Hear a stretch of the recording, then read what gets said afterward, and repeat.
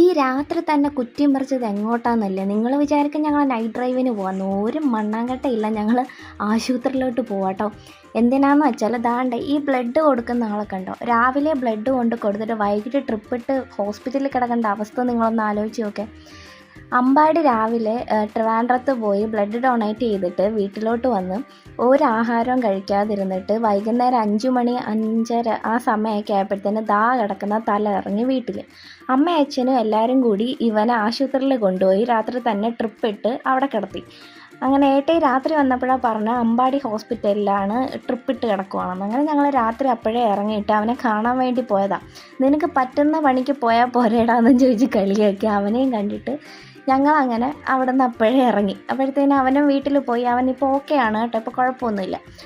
അങ്ങനെ ഞങ്ങൾ തിരിച്ച് വരുന്ന വഴിക്ക് താണ്ട പെട്രോളും അടിച്ചിട്ട് പോയി ഒരു ചായ കുടിച്ചാലോ എന്ന് വിചാരിച്ച് ഞാൻ ഏട്ടനപ്പോൾ ഏട്ടന് വേണ്ട, ഏട്ടി ഒരു ചായ കുടിച്ചതാണെന്ന് പറഞ്ഞെങ്കിൽ പിന്നെയും ഞാൻ നിർബന്ധിച്ച് ചായക്കടയിൽ പോകാമെന്നും പറഞ്ഞ ഏട്ടയുടെ ഒരു ഫ്രണ്ടിൻ്റെ കടയുണ്ട് അഞ്ചൽ. അപ്പോൾ അവിടെ നമ്മൾ ചായ കുടിക്കാൻ പോയി. ഞങ്ങളുടെ ഭാഗ്യത്തിന് അവിടെ ചെന്നപ്പോൾ പാലില്ല, സമയം 10 മണിയായിരുന്നു.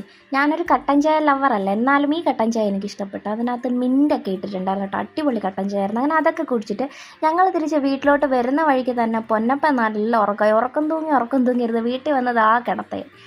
അങ്ങനെ ഞങ്ങൾ അവനെ ഒന്ന് സൈഡാക്കാൻ മേടിച്ചു കൊടുത്ത മുട്ടായിയാണ് കേട്ടോ. ഈ മുട്ടായി ഇഷ്ടമുള്ള ആരെങ്കിലും ഉണ്ടെങ്കിൽ താഴെ കമൻറ്റ് ചെയ്യണം കേട്ടോ. അപ്പോൾ ഇന്നേക്ക് അത്രയേ ഉള്ളൂ. ടാറ്റാ.